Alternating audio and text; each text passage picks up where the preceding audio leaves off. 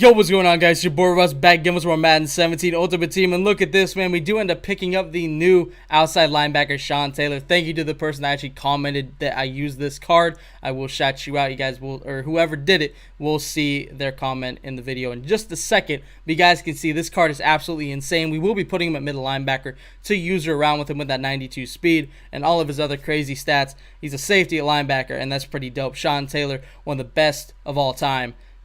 Sad had to do one out. I have all the respect in the world for that man. And LT Show, thank you for actually commenting that I use this card. I didn't even know this card was actually out because the Mutt Twitter for some reason doesn't actually show you what gifts reveal what. So I didn't really see it until he commented that. So I went ahead and looked it up, and sure enough, there was a Sean Taylor up there. And we also have the Team of the Week, Travis Kelce. For this game only, I went ahead and picked him up because I saw the set was going for cheaper than the actual card was. So I was like, all right, well, I'll try this card for one game, match him with Sean Taylor. I actually got him before Sean Taylor, but I saw the comment as I was actually doing the Kelce set. So I was like, okay, so let's do Kelce and Sean Taylor, and two new cards coming out the next day. So you guys will see this, and hopefully you guys like it. I mean, this is one of my favorite gameplays, to be honest, because I don't think I've ever showcased two brand new cards that came out. Well, they came out yesterday when you guys are seeing this, but they came out today when I'm actually doing this commentary. So anyway, that Sean Taylor, man, is a user god. He is such a beast. I don't know how long I have him on my team because he is a shit ton of coins. I don't usually like spending that many coins on players that I end up keeping. I like to stay kind of budget, and I like to earn my players. Like Brett Favre, I earned him by doing solos and buying a couple players, but then I sold them right away. And I like doing hero sets and playing draft champs, all that type of stuff. So I never have an OP team. That's why when I did actually get some upgrades and made my team pretty OP, I ended up selling them back because I really didn't like not having coins and not being able to get some new cards for you guys and kind of just having the same team every game. So anyway, in this game, man, we don't showcase Kelce that much. You guys will see he does make a couple of nice catches, but Emmanuel Sanders right there does make a really nice catch in the end zone to put us up 7-0 in the first quarter. So that is a great start. We almost stalled out. That was 3rd and goal. This dude takes a shot right away. I thought he was going to swerve catch me. Usually people that come out and throw the ball deep right away usually swerve catch, but they didn't. There was actually a game the other day when I wasn't recording because I do actually play. I try to play around 3 games a day, and I usually only record 1. But, sometimes I'll play 3 to 5 and stuff like that. But there was a game where this dude was irritating the fuck out of me by swerve catching me, and he had it down pat. And even when I usered onto Mel Blount or Xavier Rhodes, I couldn't stop it. So I'm always trying to be aware of the swerve catch, and it's very, very annoying. But you guys can see right now we're kind of just roaming around with Sean Taylor, having some fun, 92 speed, trying to have more fun with Madden, not take it so seriously. I try not to take it seriously anyway, but honestly, you're going to get pissed. Of course, I like to pay attention to my record a little bit, as right there we almost get an interception, but record doesn't matter. For anybody that does care about record, just don't care about it. Just have fun with the game. I know it's hard to with all the BS that happens in this game, but you know what? Just try to have fun. That's what I'm trying to do.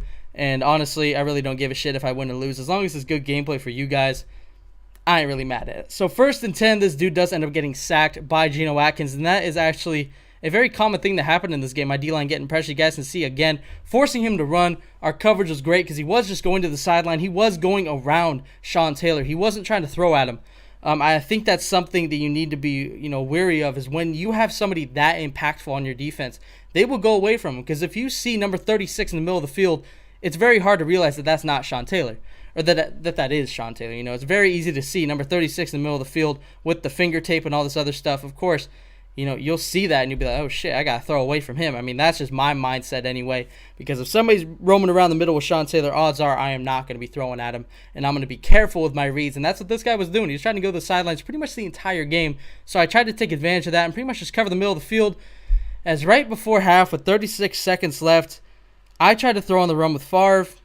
The ball kind of sailed there, and it is intercepted and taken to the house. So now we go from possibly at least going up by 7, because we're already in field goal range, or even possibly going up 14-3 before half. Now this dude has the lead, 10-7 before half, 25 seconds left, and we do have all of our timeouts, so we possibly have a chance to get in field goal range, and right there we do make the catch to the 44-yard line. So now we're really close to field goal range.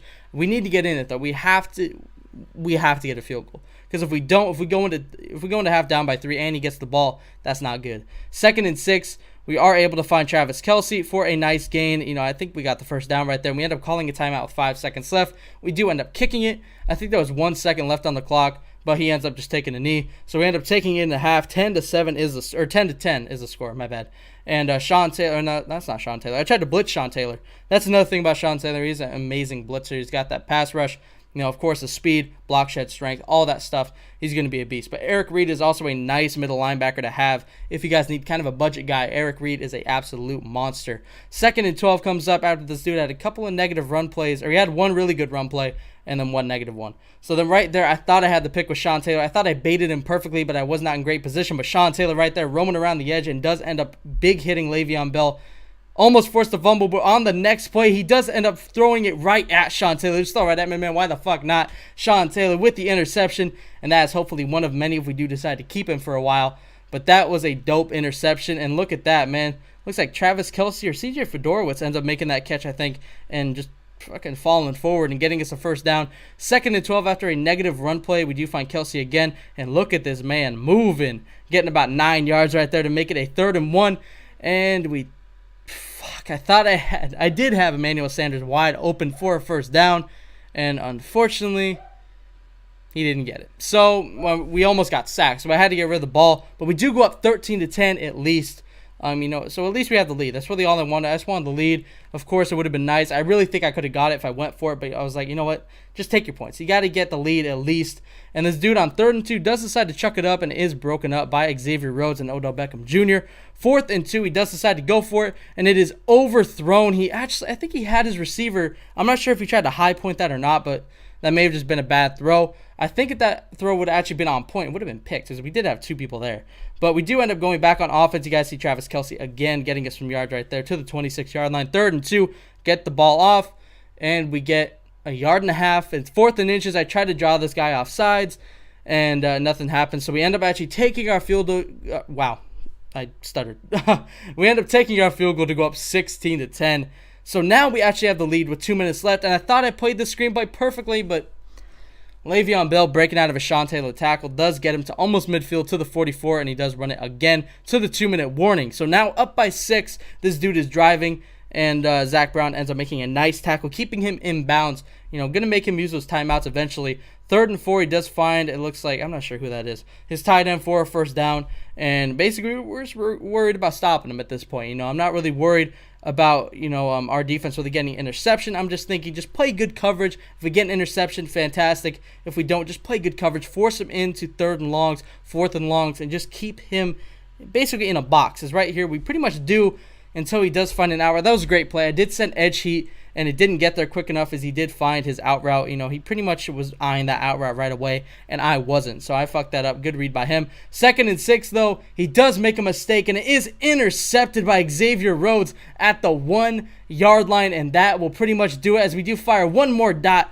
to try to get out of the bad field position, and he does not call his timeouts, and we do end up getting the win. So a hell of a first game with Sean Taylor and Travis Kelce. Our only game with Kelce and possibly our only game with Sean Taylor. I'm not sure.